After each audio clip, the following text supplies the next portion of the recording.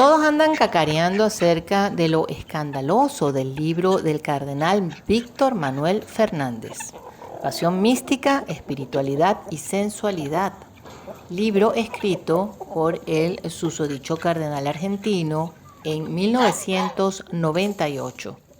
Este libro tiene un contenido erótico que no vamos a mirar aquí, que no es propio de un supuestamente hombre de Dios y es condenable. Nosotros vamos a ver esta situación desde otro ángulo, no en defensa del cardenal ni mucho menos, pero sí mirar objetivamente la situación y mostrar que esta situación viene cultivándose desde hace tiempo, de una manera más discreta, por supuesto, puesto que esto años atrás no se podía presentar con tanto descaro.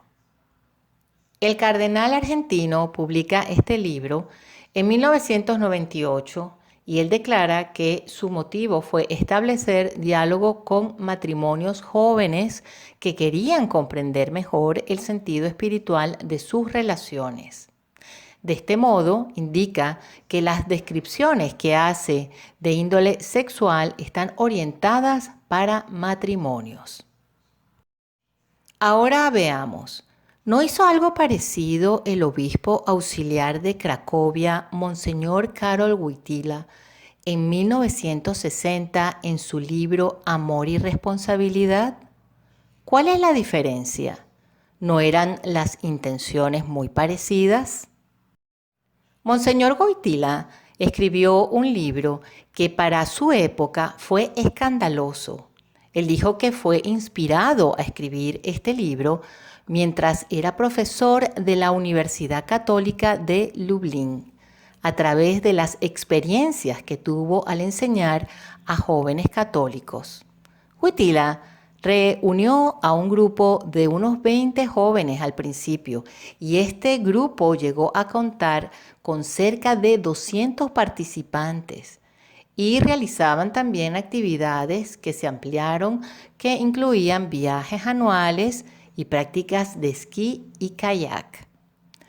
Monseñor Wojtyła escribe que la relación sexual conyugal es la mejor imagen de Dios, que es amor, porque ve el cuerpo humano como el único capaz de hacer lo invisible y lo espiritual y lo divino visible.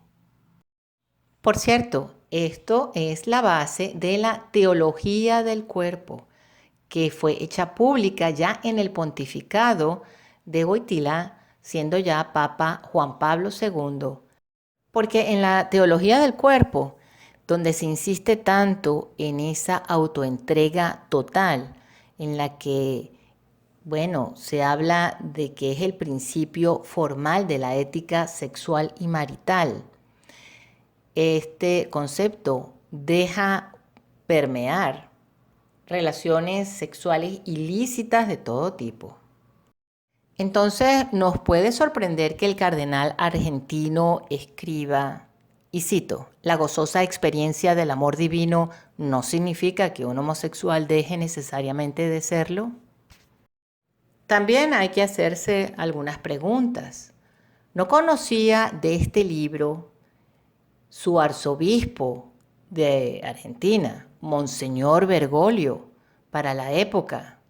De lo que publicaban sus sacerdotes, ¿no conocía Bergoglio de este libro?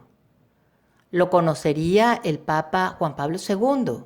Tal vez no, pero que no lo conociera Bergoglio. Hay una brecha de 38 años entre lo escrito por Juan Pablo II en 1960 y 14 años entre el libro del cardenal y las enseñanzas de Juan Pablo II con esto de la teología del cuerpo de 1994. Pero recuerden que esta teología del cuerpo ha estado inspirada en esos escritos que él hizo en 1960. ¿No estaba el sacerdote Víctor Manuel Fernández en aquella época en sintonía con lo que se estaba enseñando entonces en aquellos años? Después de todo, Las barreras morales han sido derrumbadas y las cosas ya no se ven como son, como deberían ser, como podrían haberse visto desde 1960 con el libro Amor y Responsabilidad. En una entrevista hecha a don Pietro Leone, humanista y filósofo, que ha enseñado en seminarios y universidades de Europa y América, él explica que la teología del cuerpo está llena de muchos errores. Él dice que el Papa usa el término teología del cuerpo en primer lugar porque entiende el cuerpo como una imagen de Dios.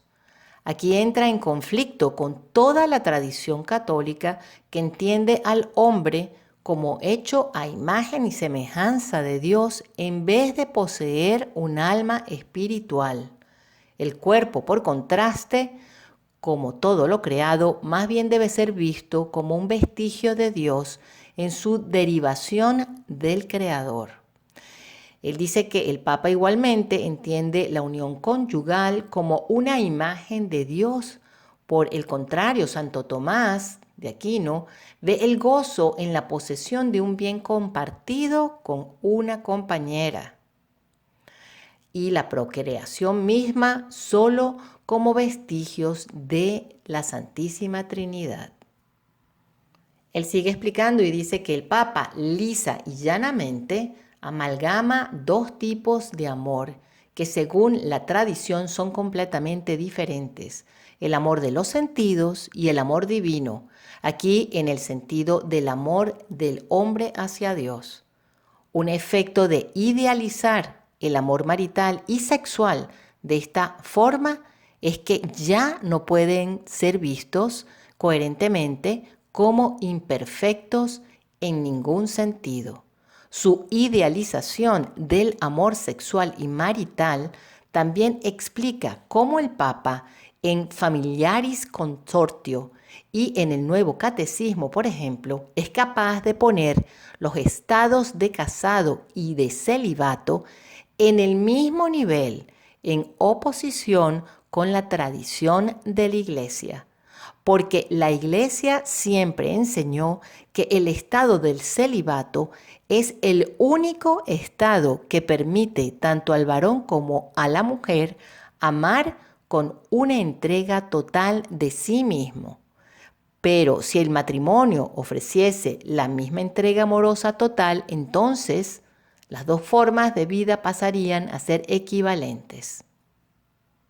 Y por último, porque no vamos a entrar en más profundidad de la teología del cuerpo, porque esto es muy amplio, esta teología abraza el naturalismo como una ética del amor sexual. Se caracteriza por el placer. Este amor ha sido divinizado. Al identificar el amor de total autoentrega, un amor del orden natural, como el principio formal de la ética marital y sexual, el Papa efectivamente excluye el orden sobrenatural y los dones de la fe. El naturalismo es, además, evidente no solo en el desprecio del orden sobrenatural, sino también en el intento de naturalizar las doctrinas sobrenaturales, notabilísimamente la de la Santísima Trinidad. Es en el naturalismo, entonces, que situamos el error teológico fundamental de la teología del cuerpo. Y cuando vemos estos escritos del cardenal, todos están impregnados de esta idea que seguramente él, siendo sacerdote joven, pues absorbió de lo que se estaba enseñando en la iglesia en aquella época. Como dijimos al principio, aquí no estamos para defender al cardenal ni mucho menos. Es más, nos parece que el cardenal debería renunciar y también debería renunciar el Papa Francisco, porque esto es de verdad terrible. Pero hay que ver las cosas objetivamente y lo queremos proyectar de esta manera objetiva, porque hay muchas personas que idealizan cosas enseñadas anteriores a las del Papa Francisco como algo supremo, algo perfecto. Simplemente a lo mejor porque, por ejemplo, el Papa Juan Pablo II decía que sí, las relaciones entre hombre y mujer, pero como buen modernista, que era el Papa Juan Pablo II, siempre mezclan cosas que están correctas y que no están en línea con las enseñanzas de la iglesia, dejando grietas de manera que se puedan colar cosas e interpretar cosas de manera errónea. Y esto es lo que está pasando, porque escuchamos a gente muy famosa de páginas muy importantes donde dan las gracias de que menos mal que tenemos, que tuvimos o que tenemos aún las enseñanzas del Papa Juan Pablo II. Y la verdad es que no, hay cosas que están muy mal de las enseñanzas del Papa Juan Pablo II.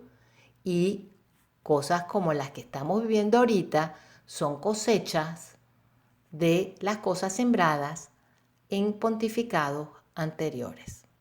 Bueno, sin más que decir, muchísimas gracias por haber escuchado. Que Dios nos bendiga y nos libre de todos estos demonios. Hasta la próxima.